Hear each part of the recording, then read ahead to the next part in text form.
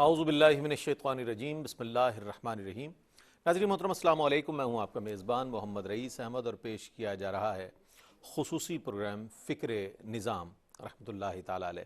آپ جانتے ہیں کہ دنیا بھر میں رہنے والے اور صاحبان طریقت، صاحبان تصوف اور کسی بھی سلسلے سے تعلق رکھنے والے افراد جو ہیں وہ اہل اللہ کے جب اعراس آتے ہیں تو ان کی یاد تازہ کرتے ہیں، ان کے حوالے سے محافل کا انعقاد کیا جاتا ہے، ان کی تعلیمات کو لوگوں تک پہنچایا جاتا ہے اور اس قسم کی محافل سجائی جاتی ہے جس میں ان کے اقوال اور ان کے ارشادات کو شامل کیا جاتا ہے۔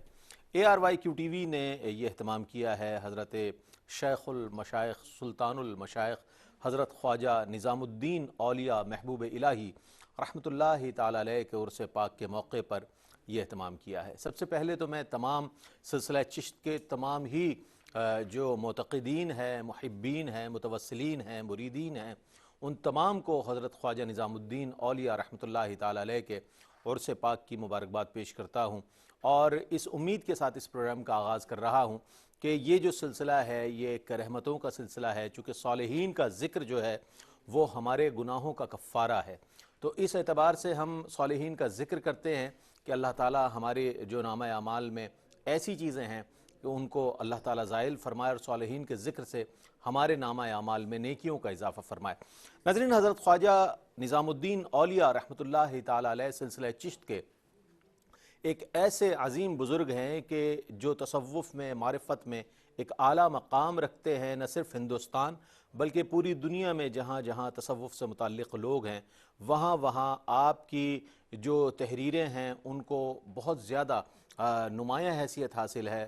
فوائد الفواد آپ کی جو مارکۃ الآراء تصنیف ہے، اور ایک ایسی تصنیف کہ جس میں مختلف مجالس کا ذکر ہے، مختلف مجالس میں مختلف عنوانات زیر بحث آئے اور پھر جب وہ آپ نے اپنے مریدین تک پیغامات پہنچائے ان کو بڑی ترتیب کے ساتھ اور بہت حسن اہتمام کے ساتھ یکجا کیا گیا، اور وہ کتاب آج بھی میں یہ سمجھتا ہوں کہ تصوف کا کوئی طالب علم ہو، تصوف سے متعلق کوئی بھی شخص ہو جو دلچسپی رکھتا ہے، وہ یقیناً فوائد الفواد حضرت خواجہ نظام الدین اولیاء محبوب الہی رحمۃ اللہ تعالی علیہ کی اس کتاب سے ضرور استفادہ کرتا ہے۔ الحمدللہ یہ آج کا پروگرام، آج کے بعد کل اور اس کے بعد اگلے دن جو پروگرام، یہ 3 پروگرامز جو ترتیب دیے گئے ہیں، یہ ترتیب دیے گئے ہیں حضرت خواجہ نظام الدین اولیاء رحمۃ اللہ تعالی علیہ کی اس مارکۃ الآراء تصنیف کے حوالے سے، اور اس میں جو آپ کے ارشادات ہیں اس سے جو ہمیں روشنی حاصل ہو رہی ہے اس پر انشاءاللہ بات کریں گے۔ آج ہمارا ذیلی موضوع ہے نفلی عبادات۔ نفلی عبادات کے حوالے سے حضرت محبوب الہی رحمۃ اللہ تعالی علیہ کی جو ارشادات ہیں اور جو اقوال ہیں، جو اپنے مریدین کے لیے، جو آپ کے اہل مجلس کے لیے جو واعظ ہے اس کو جو ہے شامل کیا جائے گا، اور کوشش کریں گے کہ نفلی عبادات کی طرف ہمارا رجحان ہو تاکہ ہم جو ہے قرب الہی کی منزلوں تک پہنچ سکیں اور روحانی ارتقاء کی منازلیں طے کر سکیں۔ ایک مختصر سا وقفہ ہے، وقفے کے بعد لوٹتے ہیں۔ مجھے امید ہے اس پروگرام میں آپ ہمارے ساتھ رہیں گے۔ آپ کا خیر مقدم ہے فکر نظام رحمۃ اللہ تعالی علیہ کے عنوان سے۔ آج سے یہ سلسلہ آپ دیکھ رہے ہیں خصوصی پروگرام حضرت خواجہ نظام الدین اولیاء محبوب الہی رحمۃ اللہ تعالی علیہ کے عرس پاک کے موقع پر ARYQ-TV نے یہ اہتمام کیا ہے کہ آپ کی مارکۃ الآراء تصنیف فوائد الفواد سے روشنی حاصل کرتے ہوئے چند سوالات اس سے کشید کر کے انشاءاللہ علماء اور مفتیان دین کی خدمت میں پیش کریں گے اور ان کے جوابات آپ تک پہنچائیں گے۔ یہ سلسلہ انشاءاللہ جاری رہے گا روزانہ۔ میرے ساتھ موجود ہیں استاذ العلماء حضرت مفتی ابوبکر صدیق شاذلی القادری صاحب جو ہمارے سوالات کے جوابات دیں گے، ہمارے مہمان گرامی ہیں آج اس پروگرام میں۔ السلام علیکم مفتی صاحب۔ وعلیکم السلام ورحمۃ اللہ وبرکاتہ۔ اور آپ کے ساتھ تشریف فرما ہے ڈاکٹر عاطف اسلم راؤ صاحب۔ ڈاکٹر صاحب ماشاءاللہ متعدد پروگرامز میں آپ انہیں دیکھتے ہیں، پسند کرتے ہیں۔ ڈاکٹر صاحب السلام علیکم۔ وعلیکم السلام ورحمۃ اللہ۔ اچھا مفتی صاحب یہ فرمائیے گا کہ میں نے ابتداً یہ عرض کیا کہ نفلی عبادات آج ہمارے پروگرام کا موضوع ہے، تو فرمائیے گا کہ نفلی عبادات کو قرب الہی کے حوالے سے کیا اہمیت حاصل ہے، جس کے حوالے سے حضرت شیخ نے بھی بڑے اپنے ارشادات فرمائے ہیں۔ اعوذ باللہ من الشیطان الرجیم، بسم اللہ الرحمن الرحیم۔ قال اللہ تبارک و تعالی فی کلامہ المجید والفرقان الحمید، یا ایہا المزمل قم اللیل الا قلیلا نصفہ وانقص منہ قلیلا او زد علیہ ورتل القرآن ترتیلا۔ صدق اللہ العظیم وصدق رسولہ النبی الکریم۔ دیکھیں، نفلی عبادات ان عبادات کو کہا جاتا ہے جو فرائض و واجبات سے زائد ہوتی ہیں، انہیں نفلی عبادات کا لقب دیا جاتا ہے۔ اور اسلام چھوٹی بڑی تمام عبادات کا درس دیتا ہے، یہاں تک کہ نبی کریم صلی اللہ تعالیٰ علیہ وسلم نے اسلام کی تعریف خود بیان فرمائی اور ارشاد فرمایا کہ الاسلام بدع و سبعون شعبہ، کہ اسلام کی 70 سے زیادہ شاخیں ہیں، اور فرمایا کہ وَأَدْنَاهَا إِمَاطَةُ الْأَذَى عَنِ الطَّرِيقِ، اس کا ادنا ترین درجہ یہ ہے کہ تکلیف دہ چیز کو راستے سے ہٹا دینا۔ یہ نفلی کام کی نبی علیہ السلام نے اہمیت بیان فرمائی کہ اسلام میں یہاں تک ہے۔ خاص نفلی عبادات کے حوالے سے بات کی جائے تو میں نے ابھی آیت طیبہ سورہ مزمل شریف کی پڑھی، اس میں اللہ تبارک و تعالیٰ نے اپنے نبی علیہ السلام کو مخاطب فرمایا اور امت کو بھی اس میں درس ہے، قم اللیل الا قلیلا، کہ رات میں تھوڑی دیر کھڑے ہو، نصفہ وانقص منہ قلیلا، کہ آدھی رات کھڑے ہو جائے، اس میں کچھ کمی کر دو۔ تو یہ پھر فرمایا کہ تہجد بھی نافلۃ، کہ آپ رات میں جو ہے تہجد کی نماز ادا کریں۔ تو نبی کریم صلی اللہ تعالیٰ علیہ وسلم نے صحابہ کرام کو بہت ترغیب دلائی اور مختلف قسم کی نفل نمازیں نفل کام امت مسلمہ کو بتائے۔ پھر نفل کی اہمیت کو بیان کرتے ہوئے، کیونکہ نفل سے مراد صرف نماز ہی نہیں ہے، تمام نیک کام جو ہے نفلی جو فرائض کے علاوہ ہے وہ سب نفل میں داخل ہے، تو اس کی اہمیت کو بیان کرتے ہوئے حدیث قدسی میں آیا، بخاری شریف میں ہے، یتقرب الی عبدی بالنوافل، میرا بندہ نفلی کاموں کے ذریعے مجھ سے قریب ہوتا رہتا ہے۔ سبحان اللہ۔ اور فرمایا کہ وہ کام جس کے ذریعے سب سے زیادہ میرے قریب ہوتا ہے وہ فرائض ہے۔ تو نفل کا درجہ فرائض کے بعد آتا ہے، فرائض ادا کر کے آپ مطیع فرمانبردار ہو جاتے ہیں، لیکن مقرب ہونے کے لیے اب نوافل پڑھنے پڑتے ہیں، نفلی کام کرنے پڑتے ہیں۔ تو اللہ تبارک و تعالیٰ ان نفلی کاموں کی اہمیت کو بیان کرتے ہوئے فرماتا ہے کہ یہاں تک وہ بندہ مجھ سے محبت کرنے لگتا ہے، وَكُنْتُ أُحِبُّهُ، میں اس سے محبت کرنے لگ جاتا ہوں۔ اور پھر اللہ تبارک و تعالیٰ اس نفلی کام کا صلہ کیا عطا فرماتا ہے کہ میں اس کے ہاتھ بن جاتا ہوں جس سے وہ پکڑتا ہے، اس کے کان بن جاتا ہوں جس سے وہ سنتا ہے، اس کی آنکھیں بن جاتا ہوں جس سے وہ دیکھتا ہے، اس کے پاؤں بن جاتا ہوں جس سے وہ چلتا ہے، اس کی زبان بن جاتا ہوں جس سے وہ بولتا ہے۔ تو یہ نفلی کاموں کی اہمیت کا اندازہ اس بات سے لگایا جا سکتا ہے۔ پھر نمازوں کے اندر خاص نبی کریم صلی اللہ تعالی علیہ وسلم نے ہمیں مختلف قسم کے نوافل عطا فرمائے، جس میں چاشت ہے، اشراق ہے، اوابین ہے، تہجد ہے، پھر صلاۃ الرغائب ہے، مختلف راتوں میں جو نمازیں پڑھی جاتی ہے۔ تو یہ بہت سارے کام آپ علیہ السلام نے ہماری رہنمائی کے لیے بیان فرمائے، تاکہ جو اپنے رب سے جتنا زیادہ تقرب حاصل کرنا چاہتا ہے وہ اتنا زیادہ کر لے۔ بہت عمدہ، بہت عمدہ۔ اچھا ڈاکٹر صاحب، حضرت نظام الدین اولیاء محبوب الہی رحمۃ اللہ تعالی علیہ نے اپنے مریدین اور اہل مجلس کو کس طرح نفلی عبادات کی طرف راغب فرمایا ہے؟ اور چونکہ جیسے مفتی صاحب نے فرمایا فرائض ہے، مسنون ہے، واجبات ہے، اور جتنی چیزیں ہیں وہ تو ہمیں کرنی ہیں، لیکن نفلی عبادات جو ہے وہ ایک ایکسٹرا ورک ہے جس سے قرب الہی مقصود ہے۔ تو فرمائے گا حضرت شیخ محبوب الہی رحمۃ اللہ تعالی علیہ نے کس طرح متعلقین کو اس کے حوالے سے ارشادات فرمائے اور کیا فرمائے؟ بسم اللہ الرحمن الرحیم، رب اشرح لی صدری ویسر لی امری واحلل عقدۃ من لسانی یفقہوا قولی۔ رئیس بھائی، بہت خوبصورت آج کی مجلس ہے، اور جن کا ذکر ہے وہ نہ صرف محبوب الہی ہیں بلکہ اللہ تبارک و تعالیٰ نے اپنی مخلوق کا بھی انہیں محبوب بنایا ہے، واہ واہ واہ، اور یہ سند انہیں بارگاہ الہی سے حاصل ہوئی ہے۔ تو حضرت محبوب الہی رحمۃ اللہ تعالیٰ علیہ کا جو لوگوں کو دعوت دینے کا اسلوب ہے، اس کے 3 انداز ہیں۔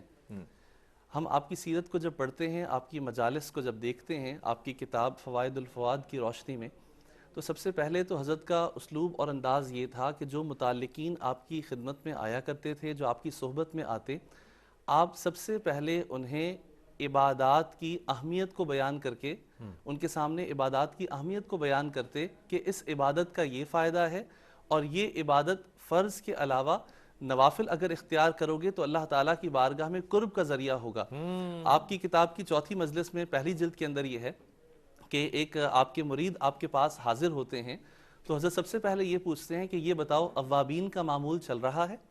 وہ کہتے ہیں کہ جی میں اوابین پڑھ رہا ہوں۔ واہ واہ پھر پوچھتے ہیں ایام بیز کے روزے رکھنے کا تمہیں حکم دیا تھا؟ تو وہ کہتے ہیں کہ میں وہ بھی کر رہا ہوں۔ جب تمام نوافل اور عبادات کے بارے میں وہ لبیک کہتے ہیں اور اپنا معمول بتاتے ہیں کہ جیسے آپ نے سمجھایا میں ویسے ہی عمل کر رہا ہوں، تو اس وقت حضرت پھر ایک اور آپ نے انہیں ڈوز دی اور ایک اور یہ کہا کہ اب تم صلاۃ السعادت بھی شروع کر دو کہ اب تم یہ نفلی نماز ہے اس کو بھی ادا کرو۔ تو ایک تو آپ کا یہ انداز تھا کہ آپ باقاعدہ اپنے مریدین اور متعلقین سے ان کے معمولات پوچھا کرتے تھے، اور دوسرا یہ کہ آپ خود اس قدر عمل کرتے نفلی عبادات پر، اس انداز سے مداومت اختیار کرتے کہ لوگ آپ کو دیکھ کر آپ کی محبت میں اس عمل کے فضائل آپ سے سننے کے بعد اس پر عمل پیرا ہو جایا کرتے تھے۔ جو تیسرا حضرت کا ایک اسلوب تھا وہ بھی بہت خوبصورت انداز ہے کہ آپ اپنے مریدین کی مجلس میں اپنے متعلقین کو اولیاء کاملین کے واقعات سنایا کرتے تھے، موٹیویشن کے لیے بتایا کرتے تھے کہ وہ کتنے مختصر سے وقت میں اللہ تبارک و تعالیٰ کی کتنی عظیم عبادات کیا کرتے۔ فوائد الفواد کی پہلی جلد میں 5ویں مجلس ہے، اس کے اندر محبوب الہی رحمت اللہ تعالیٰ علیہ کی 5ویں مجلس میں اس طرح سے ذکر فرماتے ہیں کہ ایک مرتبہ مریدین موجود تھے تو حضرت نے ان کے سامنے خواجہ بہاؤالدین زکریا ملتانی رحمت اللہ تعالیٰ علیہ کا ذکر کیا اور یہ بتایا کہ وہ کس حد تک عبادت کیا کرتے تھے۔ خواجہ بہاؤالدین زکریا ملتانی رحمت اللہ تعالیٰ علیہ کے بارے میں انہوں نے بیان کیا کہ ایک مرتبہ آپ اپنے دوستوں کے ساتھ، مریدین کے ساتھ نہیں، دوستوں کے ساتھ بیٹھے اور دوستوں سے انہوں نے یہ کہا کہ تم میں سے کون ہے جو 2 رکعت اس انداز سے پڑھے کہ پہلی رکعت میں قرآن مجید فرقان حمید کی مکمل تلاوت کرے۔ تو جو آپ کی صحبت میں بیٹھے ہوئے لوگ تھے، جو آپ کے دوست تھے، تو ان میں سے کسی نے بھی آگے سے اقرار نہیں کیا کہ ہم تو یہ سعادت حاصل نہیں کرتے۔ تو اس وقت خواجہ بہاؤالدین زکریا ملتانی رحمت اللہ تعالیٰ علیہ خود کھڑے ہوئے، آپ نے انہیں نماز پڑھ کر دکھائی، پہلی رکعت کے اندر آپ نے پورے قرآن مجید فرقان حمید کی تلاوت کی، اور جب وہ مکمل ہو گئی تو اس کے بعد جب دوسری رکعت آپ نے شروع کی تو اس کے اندر سورہ اخلاص پڑھی اور نماز مکمل کی، اور ان کے سامنے مثال قائم کی کہ اگر کوئی کرنا چاہے تو اللہ تبارک و تعالیٰ کی رحمت اس کی جانب متوجہ ہوتی ہے، اور وہ جو ارادہ کرے اللہ تعالیٰ اس کے لیے آسان فرما دیتا ہے۔ تو حضرت کے یہ تین باتیں تھیں کہ ایک اپنے عمل کے ذریعے تبلیغ فرماتے، دوسرے جو متعلقین اور محبین صحبت میں آیا کرتے ان سے ان کے معمولات پوچھتے اور جو ہدایات دی تھیں اس پر کس حد تک عمل کر رہے ہیں۔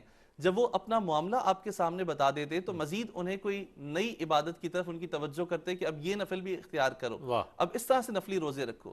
اور تیسرا جو ان کا انداز یہ تھا کہ اولیاء کاملین کے واقعات ذکر کرتے تاکہ لوگوں کو موٹیویشن ہو، ترغیب ہو، اور وہ بھی اس طریقے سے عبادت کرنے کی توفیق حاصل کریں، اس پر عمل کریں۔ بہت اچھا مصعب، ایک چیز تو ہے کہ یہ اہل اللہ کے جو دربار ہیں، یہ جو مزارات ہیں، یہ اپنی ابتدا سے، بلکہ ہم تو یہ دیکھتے ہیں کہ سرکار رسالت مآب صلی اللہ علیہ وآلہ وسلم کی یہ سنت مبارکہ ہے کہ اگر کوئی بھوکا آ جاتا ہے تو اسے کھانا دے دیا جاتا ہے، کوئی پیرہن کے لیے لباس کے لیے آتا ہے تو اسے لباس دے دیا جاتا ہے۔ یہی صحابہ کرام رضوان اللہ تعالیٰ علیہم اجمعین اور اولیاء امت کا بھی طریق رہا کہ ان کے مزارات سے آج بھی جو لوگ ہیں وہ کھانا کھاتے ہیں، شکم سیری کرتے ہیں۔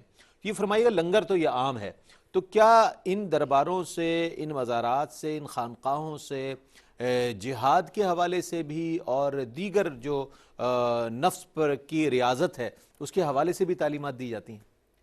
بلا شبہ یہ اولیاء کرام کے دربار تو دراصل نبی علیہ السلام ہی کی دربار کے عکاسی کرتے ہیں، جو کچھ رسول اللہ صلی اللہ علیہ وسلم کی تعلیمات ہے اسی کو آگے بڑھاتے ہیں۔ اس حوالے سے دیکھیں جہاں پر فقراء کو کھانا ملتا ہے، لوگوں کی حاجتیں پوری ہوتی ہے، وہاں پر یہ اولیاء کرام اپنے مریدین کی پوری تربیت فرماتے ہیں۔ جیسا کہ ابتدائی ڈاکٹر اسلم صاحب نے بھی اس بات کو ذکر کیا کہ حضرت محبوب الہی رحمۃ اللہ تعالیٰ علیہ باقاعدہ اپنے مریدین سے روزے رکھوایا کرتے تھے، اور جہاں پہ ایک طرف کھانا کھلایا جا رہا لیکن وہ عوام کے لیے ہے، لیکن کچھ لوگ آتے تھے وہ اللہ کی طلب کے لیے آتے تھے، تو پھر جن کو اللہ کی طلب کروائی جاتی ہے ان کا معاملہ عام لوگوں سے الگ ہوتا ہے، ان کو بھوکا رکھا جاتا ہے۔ تو ان کو پھر ایسی تعلیم دیا کرتے تھے کہ ان سے ایام بیت کے روزوں کی عادت ڈلوائی کہ ہر مہینے میں 3 روزے رکھا کریں گے، بلکہ ایک مقام پر آپ فرماتے ہیں کہ جو سالک ہے اس کو کم سے کم سال کا چوتھا حصہ روزے میں گزارنا چاہیے۔ چوتھا حصہ؟ ہاں، چوتھا حصہ کم سے کم سال کا روزے میں گزرے اس کے حوالے سے پھر انہوں نے مختلف قسم کے روزے بتائے کہ ایک تو ایام میں بیت کے روزے اگر آدمی پورے سال رکھے تو 30 روزے بن ہی جاتے ہیں، اس کے علاوہ ماہ رمضان المبارک کے روزے ہو جاتے ہیں، پھر اس کے علاوہ مختلف روزے نفلی روزے جو محرم الحرام کے روزے آتے ہیں، اور اسی طرح عرفہ کا روزہ آتا ہے، اور جو سنت کے روزے آتے ہیں ان کو ملا کے روزے رکھے جائے تو اس طرح سے تعداد بن جاتی ہے۔ پھر اسی طرح روزے کی فضیلت بتانے کے لیے، روزے کی اہمیت بتانے کے لیے آپ کے ملفوظات کی مجلس نمبر 60 میں چوتھے حصے کی آپ رحمۃ اللہ تعالیٰ علیہ نے باقاعدہ حدیث شریف بیان فرمائی کہ للصائم فرحتان، فرحۃ عند الافطار و فرحۃ عند ملک الجباری، او کما قال علیہ الصلوۃ والسلام، کہ روزہ رکھنے والوں کے 2 خوشیاں حاصل ہوتی ہے۔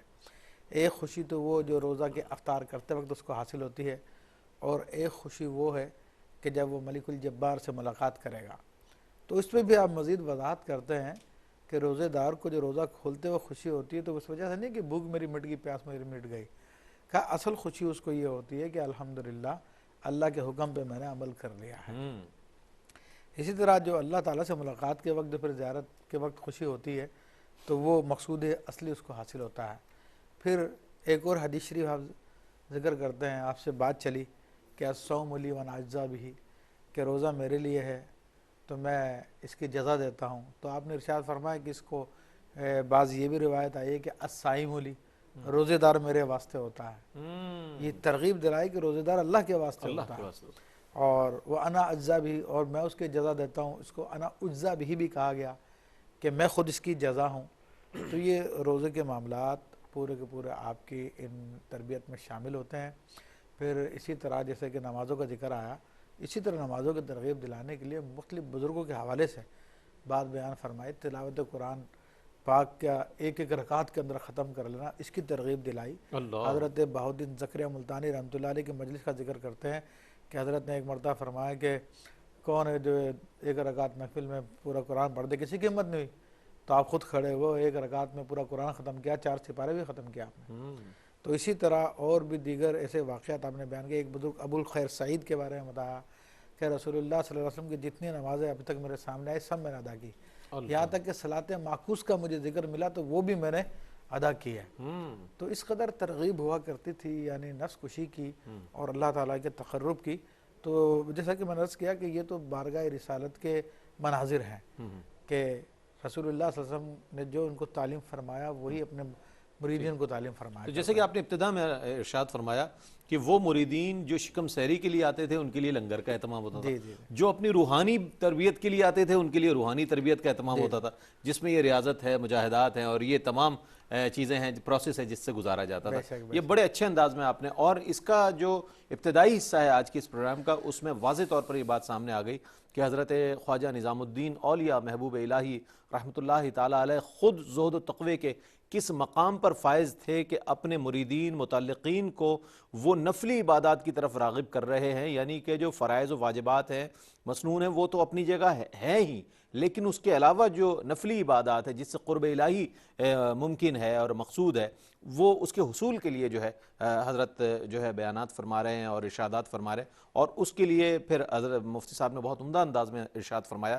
کہ ریاضت بھی ہے، مجاہدات بھی ہے، اور مختلف جو ہے اپنے نفس پر ضرب لگانے کے لیے جو مشقیں ہیں وہ کرائی جاتی تھی۔ اچھا ڈاکٹر صاحب، ایک چیز اور بھی میں آپ سے جاننا چاہوں گا اس مرحلے پر، کہ آج بھی ہم یہ دیکھتے ہیں کہ مشائخ کے ہاں سما سنا جاتا ہے، ہم بھی سنتے ہیں، وہ کہتے بھی ہیں، لیکن حضرت نظام الدین اولیاء رحمۃ اللہ تعالیٰ علیہ جہاں سما کے حوالے سے فرما رہے ہیں، وہاں عبادات کی طرف لوگوں کو راغب فرما رہے ہیں۔ یہ ایک بہت اہم پہلو ہے جو آج کے تناظر میں اگر ہم دیکھیں تو اس میں بہت سے اصلاحی پہلو لوگوں تک پہنچتے ہیں۔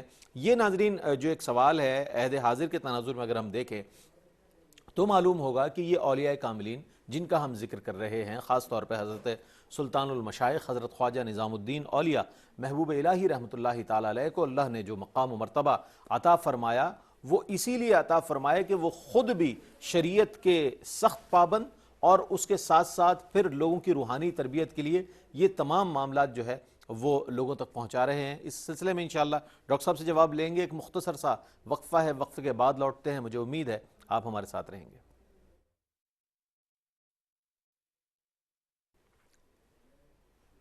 ناظرین آپ کا خیر مقدم ہے فکر نظام رحمۃ اللہ تعالیٰ علیہ کے عنوان سے حضرت خواجہ نظام الدین اولیاء رحمۃ اللہ تعالیٰ علیہ کے عرس پاک کے موقع پر ARYQ TV پیش کر رہا ہے یہ خصوصی پروگرام آپ کی مارکۃ الآراء تصنیف اور وہ کتاب کی جس سے آج بھی فیوز و برکات ہم حاصل کر رہے ہیں، فوائد الفواد سے چند سوالات شامل کر رہے ہیں۔ اس سے قبل کہ میں جواب کی جانب بڑھوں ایک کالر ہیں۔ السلام علیکم۔ السلام علیکم۔ السلام علیکم۔ ہیلو جی، السلام علیکم۔ وعلیکم السلام، کون صاحب ہیں اور کیا سوال ہے؟ جی میرا سوال یہ ہے کہ میں ماجد بول رہا ہوں سعودی عرب سے۔ جی ماجد بھائی۔ اصحال ثواب کے لیے ہم لوگ استغفار بھی کر سکتے ہیں، نفل بھی پڑھ سکتے ہیں، اور کیا طریقہ کار ہے؟ قرآن شریف بھی پڑھ سکتے ہیں یا نماز کے بعد جیسے دعا کرتے ہیں اس میں بھی صورتیں پڑھ کے ہم لوگ اصحال ثواب کر سکتے ہیں؟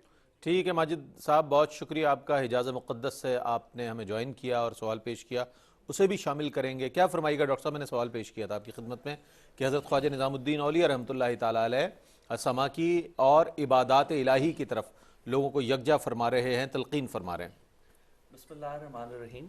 اصل میں ہم جتنے بھی اولیاء کاملین کو دیکھتے ہیں تو ہر ایک کا اپنا مزاج اور ہر ایک کا اپنا رنگ ہے، اور اس بارے میں کسی نے خوب کہا کہ ہر پھول کی خوشبو الگ ہوتی ہے، اس طریقے سے ہر ولی کا انداز جدا گانا ہے۔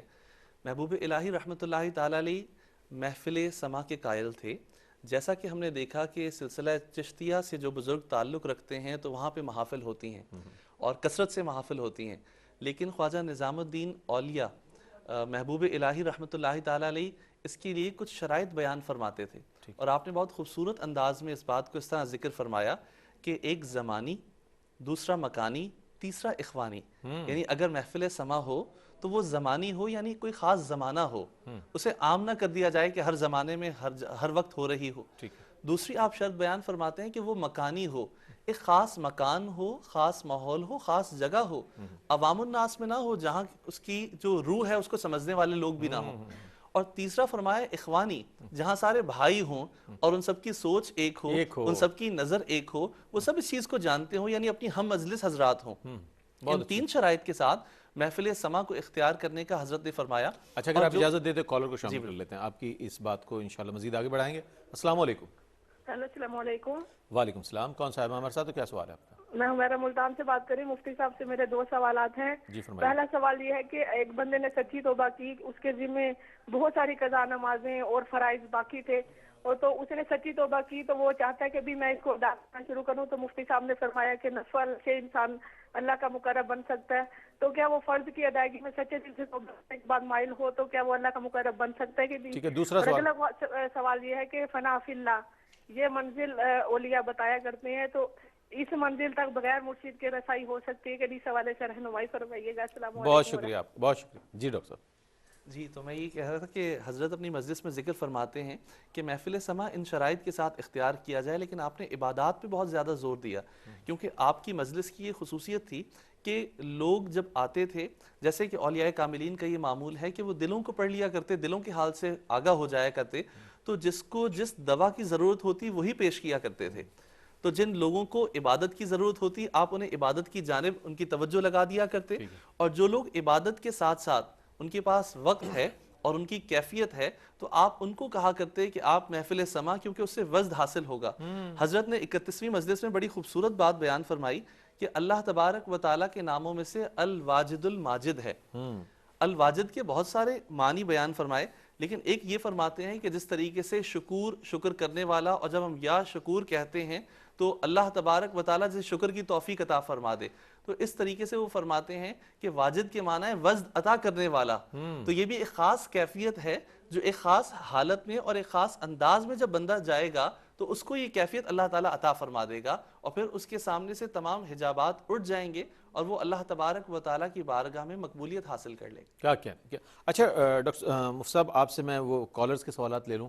ایک ہمارے بھائی حجاز مقدس سے ماجد بھائی نے سوال کیا کہ ایصال ثواب کا کیا طریقہ ہے، استغفار کیا جائے، قرآن کریم پڑھا جائے، اوراد و وظائف پڑھ جائیں، کیا طریقہ ہے؟ میں چاہوں گا اس پر کچھ کلام۔ دیکھیں، استغفار کا کوئی خاص مقرر کردہ طریقہ کار نہیں ہے، لیکن معروف یہ ہے کہ ایصال ثواب کے لیے قرآن مجید کی تلاوت کی جائے، ذکر اذکار کیے جائیں، اور ہو سکے تو اللہ کی راہ میں صدقہ کیا جائے، یا کھانا وغیرہ ہو وہ غریبوں کو کھلانے کی نیت سے یا دیگر لوگوں کو کھلانے کی نیت سے رکھا جائے اور پھر اللہ تعالیٰ کی بارگاہ میں عرض کی جائے تلاوت کرنے کے بعد، اے رب کریم جو کچھ بھی یہ نیک کام میں نے کیا ہے تلاوت قرآن پاک کا اور یہ کھانا وغیرہ، تو اس کا ثواب جو ہے میں تیرے حبیب علیہ السلام کے مقدس بارگاہ میں پیش کرتا ہوں۔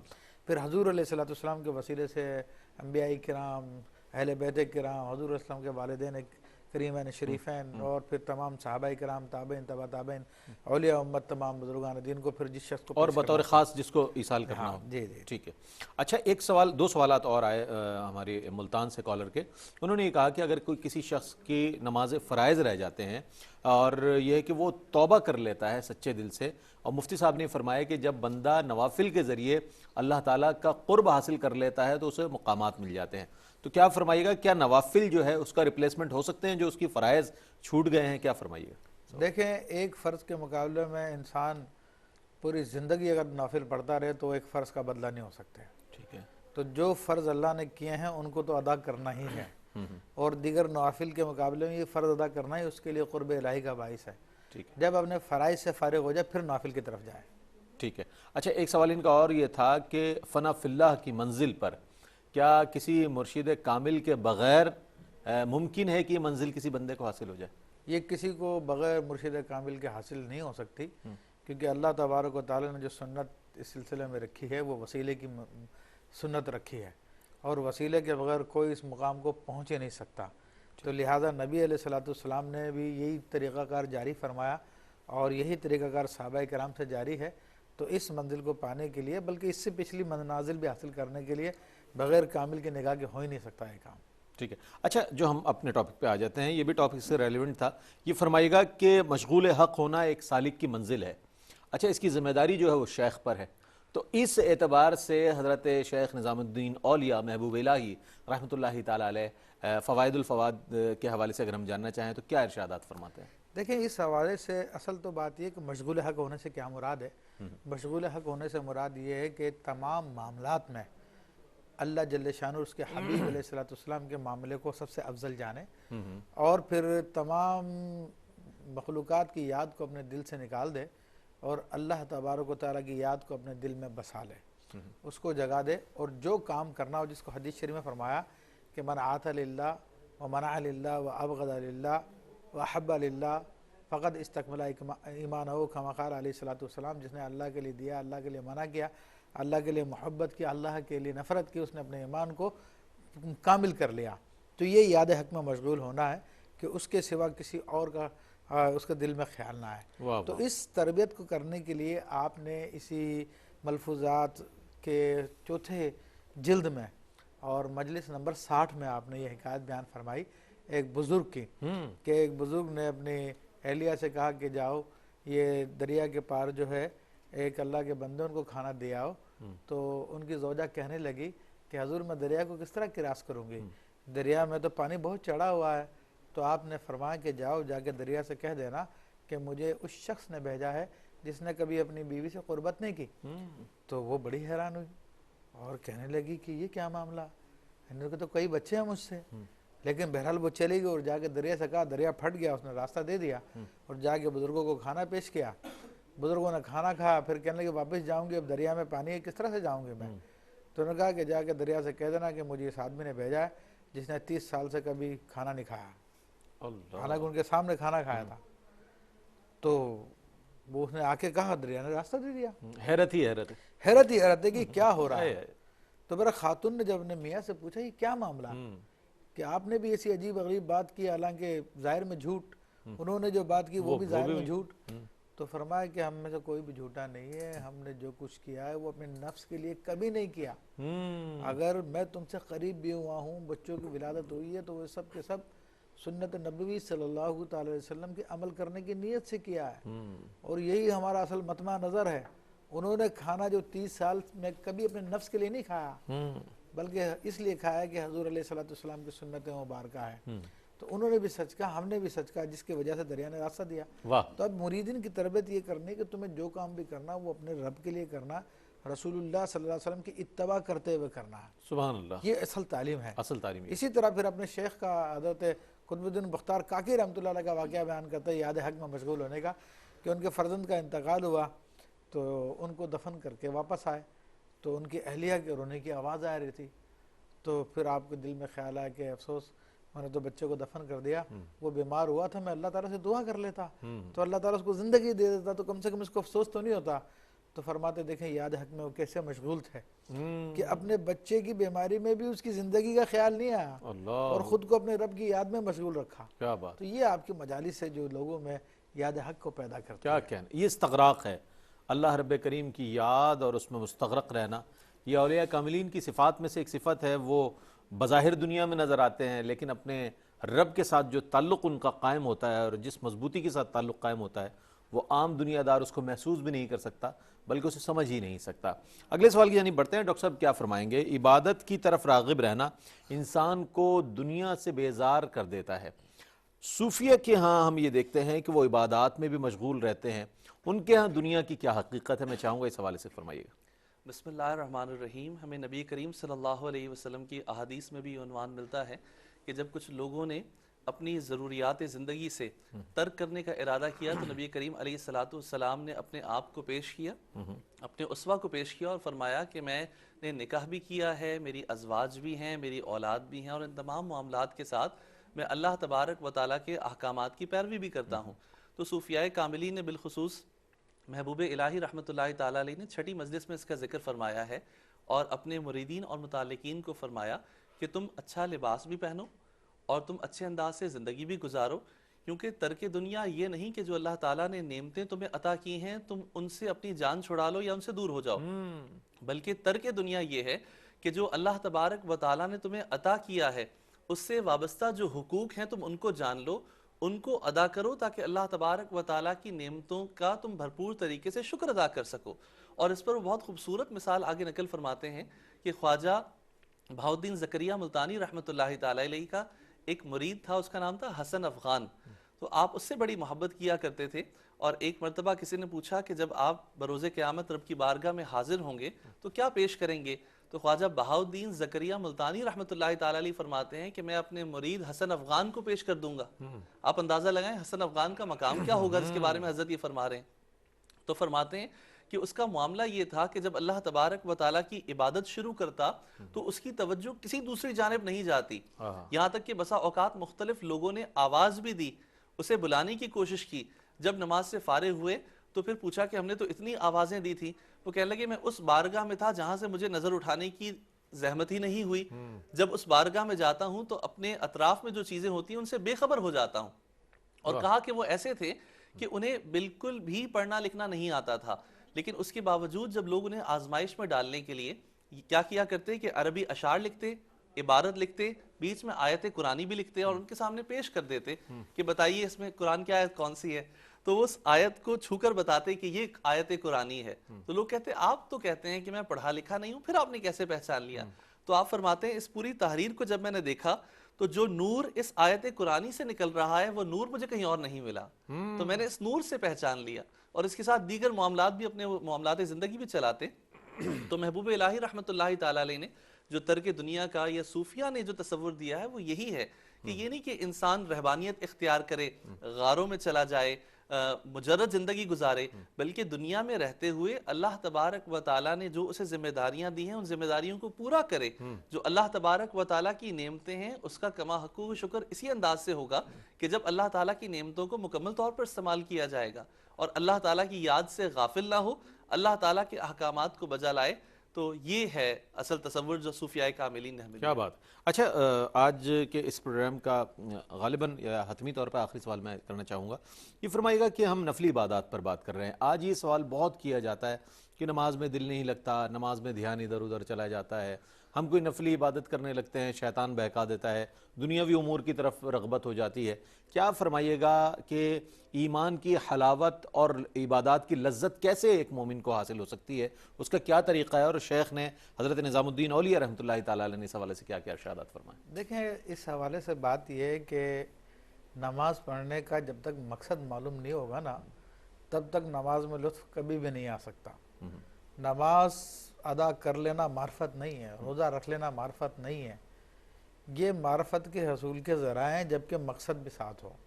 اللہ تعالیٰ نے نماز کا مقصد بیان فرمایا واقیم الصلاۃ لذکری, تو نماز کو قائم کر میری یاد کے لیے. یاد کی ہوتی ہے محبت سے, محبت تو جس کی محبت ہوتی ہے اسی کی یاد ہوتی ہے. اور اولیاء کرام خود حضرت خواجہ محبوب الہی رحمۃ اللہ تعالیٰ علیہ محبت الہی کے سلسلے میں آپ محبوب الہی کرائے, محبوب الہی. لیکن محبت الہی کا کتنا آپ کو جذبہ تھا کہ آپ کی حیات طیبہ میں آتا ہے کہ آپ نے کہا میرے دل میں محبت الہی کی شاید کمی ہے, تو آپ محبت الہی کو پیدا کرنے کے لیے آپ چلے میں بیٹھ گئے ایک سوکھے درخت کے پاس. 40 دن آپ چلے میں رہے, اور جب چلے سے فارغ ہوئے دیکھا کہ وہ درخت تو ہرا ہو گیا جو سوکھا درخت تھا. واہ واہ. اپنے آپ سے کہنے لگے کہ یہ درخت تو ہرا ہو گیا لیکن تمہارا دل تو ویسا کا ویسا خالی کا خالی رہا, اس میں ابھی تک کوئی خدا کی محبت پیدا نہیں ہوئی ہے. تو یہ سوچتے ہوئے جا ہی رہے تھے تو اچانک گلی سے ایک درویش آیا اور اس نے آ کے آپ کے سینے کو سونگا اور سونگ کے کہتا کہ نہیں نہیں, اس دل میں محبت الہی ہے. سبحان اللہ, سبحان ہاں اس میں اللہ. واہ محبت واہ الہی واہ بھری ہے. واہ. تو یہ محبت الہی پیدا کرنی پڑتی ہے, حاصل کرنی پڑتی ہے, تب نمازوں میں دل لگے گا, تب نمازوں میں مزہ آئے گا. ورنہ اس کے بغیر اگر نماز پڑھیں گے تو صرف ایک صورت ہے وہ. کیسے پیدا ہوگی مفتی صاحب؟ حب دنیا کے مارے ہوئے لوگ ہیں ہم تو, ہمیں تو دنیا کی محبت نے مارا ہوا ہے, اپنے مسائل میں گھیرا ہوا ہے. اللہ کی محبت پیدا کیسے ہوگی؟ میں چاہوں گا آج کا یہ پیغام بھی چلا جائے. دیکھیں یہ صالحین کی صحبت اختیار کرنے سے ہے. کونوا مع الصادقین, تم صادقین کے ساتھ ہو جاؤ, اس کے بعد محبت پیدا ہو جائے گی. براہ راست پیدا کرنے کی کوشش کی کبھی نہیں ہوگی. اس لیے ہمیں حکم کیا دیا کہ صادقین کے ساتھ ہو جاؤ. تو یہ جن کی زندگی کے بارے میں ہم گفتگو کر رہے ہیں, اولیاء کرام یہ صادقین ہیں.